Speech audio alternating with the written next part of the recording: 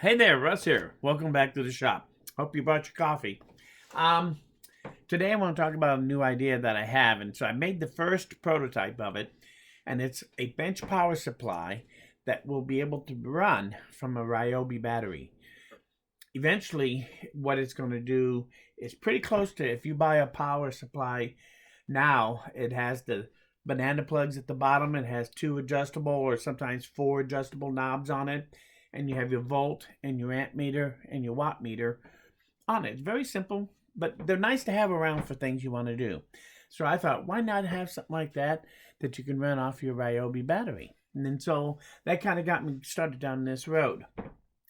So if you don't have a bench power supply and you want to have something so you can do small electrical testing with it, you can make one for less than $20. Easy.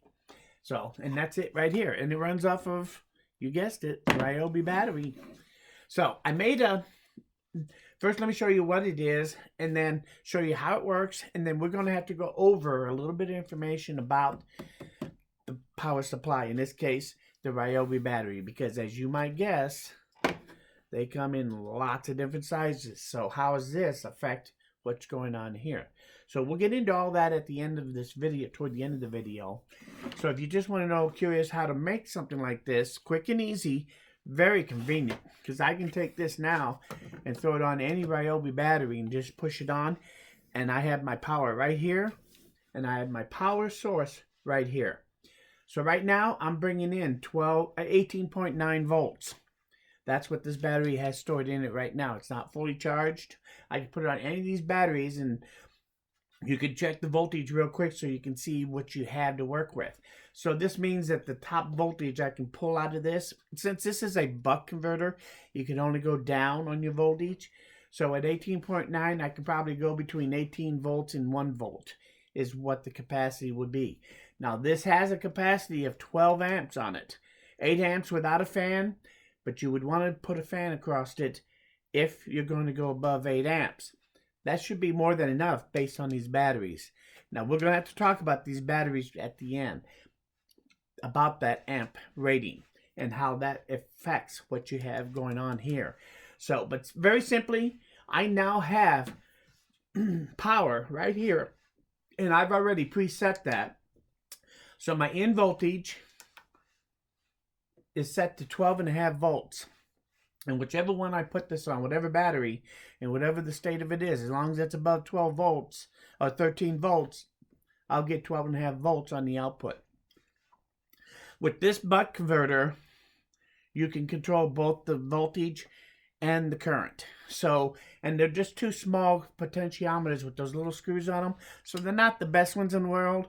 But what I did is, in order to be able to adjust this easily, I did put this at an angle so it makes it easier to work with. And I keep a little magnet right here hot glued in. And this is just one of those little screwdrivers, little cheapies, that fits those. And I just keep it on the magnet right there. So if I need it, I can make my adjustments. And I don't need any of those fancy knobs to do it. Would that be good to have? Yeah. I could trade these out, but this is just a prototype. I want to see how well this works, so this will get me by. This is all you need. I now have a power supply here of DC volts to run tests and do things that I want to do without any hassle, and I'm running it all off of a little battery.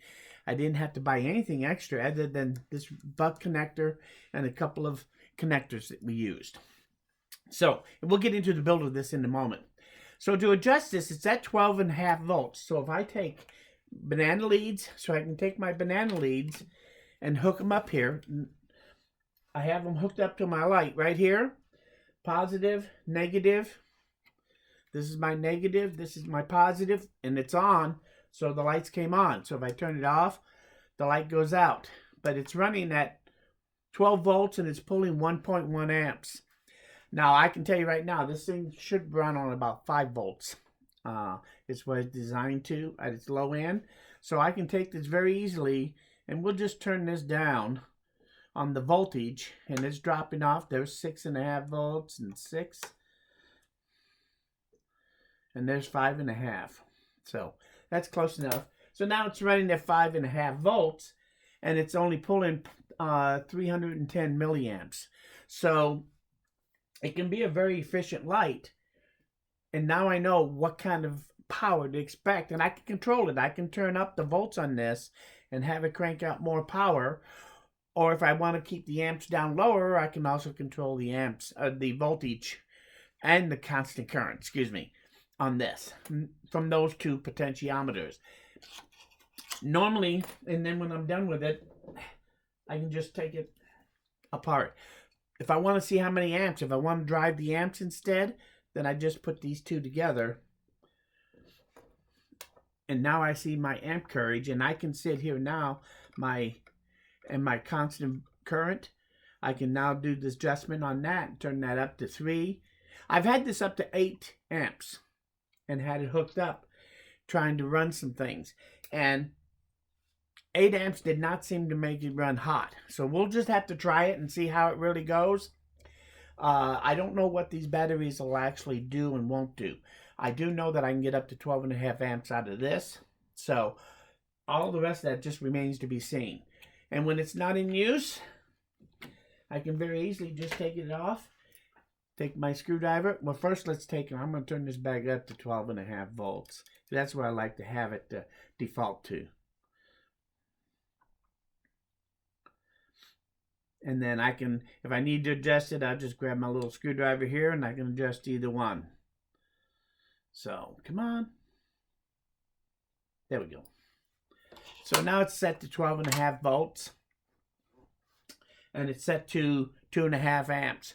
And that's usually the default setting. So now that I'm done with it, I can turn it off and put it away until I'm ready to need some kind of power supply. If I need a power supply, just grab a battery and grab this. Throw it on there, and I'm ready to go with a power supply. I can adjust it to whatever I want.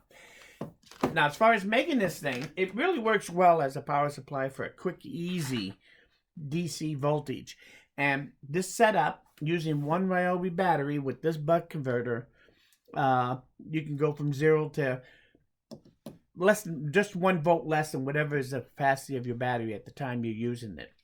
So, and it's easy enough that if its battery goes dead, you can just switch the battery. If you're not pulling much more than 8 amps, if I'm pulling as much as 8 amps out of this battery, my 5 amp battery, it's still going to last 20 minutes pulling 8 amps. So depending on what you're doing, most of the time, that's a lot of power to be drawn for a very long time. So this is going to be more than adequate. I don't have to have a plug-in to make it work. So if you're just looking for a simple power supply that you can control, this is it. Very easy to do. I'll leave you a link to the buck converter. All I did to make this, let's go over how to make it real quick. First thing you have to know is how to make one of my Ryobi battery receptacles, because you plug your battery in right here, and I have a couple of videos about how to make these. And you're going to have $2 to $3 wrapped up in this Ryobi clip. It's a special order parts, and it's one of the parts that you'll need. I'll leave a link to where I bought mine. I have 2 sources on it that I've used. The one is a little over $3, but I've never failed getting them from them right away. The other source I bought a dozen, but it took me over a month to get them. So that's another story. And that's fine. I finally got them. I'm happy. And those I paid like $1.80 for. So they were a little cheaper. So I have plenty of them now. It will be a long time before I have to order anymore. But that's what you are going to have that little clip. And I'll leave you the source so you can get that. You're going to need to buy the buck converter of your choice. The reason I'm using this will become clear as you get to the end of this as to why I went with this one for now. I also, when I did the wiring, I used 18 gauge wire. I put wire ferrules on the end to clamp them into my terminal block. That way I get a much better connection. I go over how to make this connector in the previous video also. So if you're interested in how to make these nice sturdy connectors to be able to connect this and have it stick on there nice and sturdy, you can look that up too. I'll leave a link to that video. So, and then the only other thing you're going to need is a couple of universal banana terminals. And like I said, in this case, I found a little screwdriver that I could use, and just any kind of magnet. And that's pretty much all you need, other than the little pieces of scrap wood. The base is a 1/8 inch thick piece of wood. I cut a square hole. I cut the hole out here in the shape of the Ryobi battery, so it fits in here in one direction only.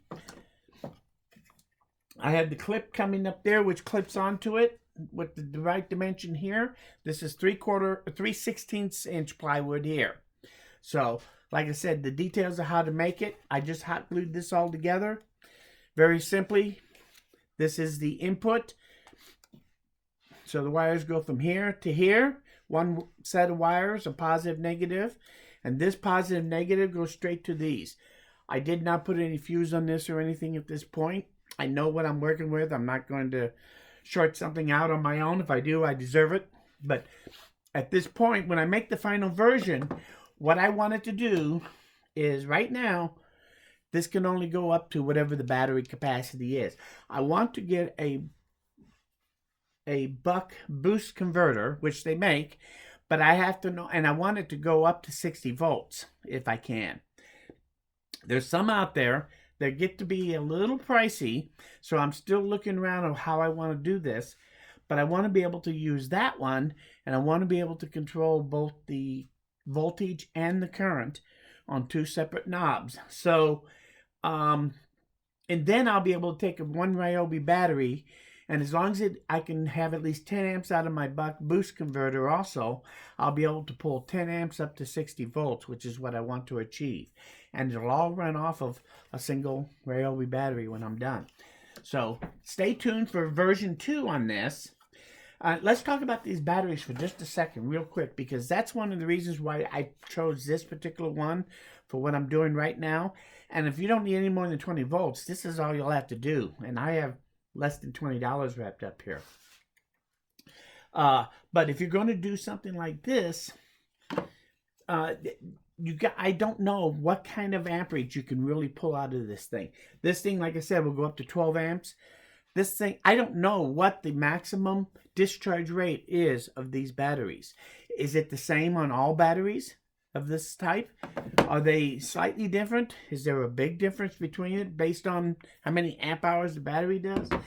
I have not been able to find any information on the max discharge rate on a Ryobi battery. It must be a top secret thing. Now, I will tell you that I did find a clue, because Ryobi themselves made an inverter that runs on 150 watts. So you can take and plug this into that 150 watt inverter and draw 110 volts, 150 watts worth. So that means that that battery they used was a 4 amp battery as their example. That means that you ought to be able to pull 7 or 8 amps at 150 watts at 20 volts. So that works out to about 8 amps, I think, if my math is correct. So that means that this thing should be able to pull at 1.5 C.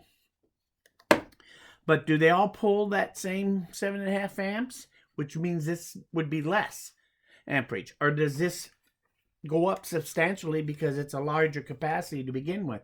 I don't know how they wired the BMS on these. So I'm going to start doing some testing on these type of batteries. I'm going to start with this one. This is a 1 plus battery. This is a Ryobi battery, and it's going to be my guinea pig. I've had this for several years. I bought this when I bought my drill set, and it came with this, if I remember right. But anyway, I've had this for the longest. This is the oldest of all these batteries. So we'll work with this first, and if I break it, hopefully I'll figure out what I did to break it. Then once I've run some tests on this and understand more about how fast I can charge it, how fast I can discharge it, and what is the true capacity of how many watt hours I can get out of something like this. Then we'll move up to this one and run those same tests on this. And if I don't blow it up permanently, then we're going to come back and do it to this one. I just bought these, so I really don't want to tear these up if I can help it. They're about $55 a piece is what I paid on Amazon. I bought these 3 or 4 years ago.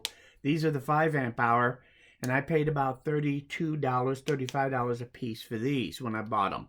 I've had one fail in that 3.5 years. Of the 6 I have now, have 5 that are still working fine. So that's kind of give you an idea of what to expect out of these black label ones. But I don't know what the true capacity of any of these are, and that's one of the things that we have to know so that we know what size buck boost converter that we can put on there. Is 10 amps the most I'm going to get out of one of these batteries? Can I get maybe 15 amps instead? Who knows? I won't know until I run some other tests. So this, I know, these batteries, I can use this and not burn this up trying to pull out of that. If they survive working with this, and then we'll probably get a bigger converter in here and we'll run some even more beefy tests. So that's where I'm at. Eventually, I want this thing to go from 0 to 60 volts off of one Ryobi battery and run, and hopefully at least 10 amps from it. I also would like that instead of plugging it onto a Ryobi battery, I will have a 110 plug-in power source on board, that so I can just plug it into the wall instead of on a Ryobi battery. And so I have one battery power supply that can run off a 110 or Ryobi. That's the goal. This is the start. It actually works pretty good right now, as you saw. I hope to take it a lot further. If you have any questions about this, any thoughts, any ideas, if you don't know how I did this exactly, you have questions about it so you could do something similar, leave your questions below. And any ideas on how to make it better, always open to those. So, and if you're going to make one of these, I have only one request. Make yours better than mine and brag about it. I would like to know how you made it better. So that's what we go for around here. Anyway, if you make one better, I'm not going to get my feelings hurt. If you learned something here, you like this video, hit that like button. Lets me know that I'm doing something right. Most importantly, though, please come back again, because as you can guess, I'm nowhere near done. And we'll see you guys again very soon.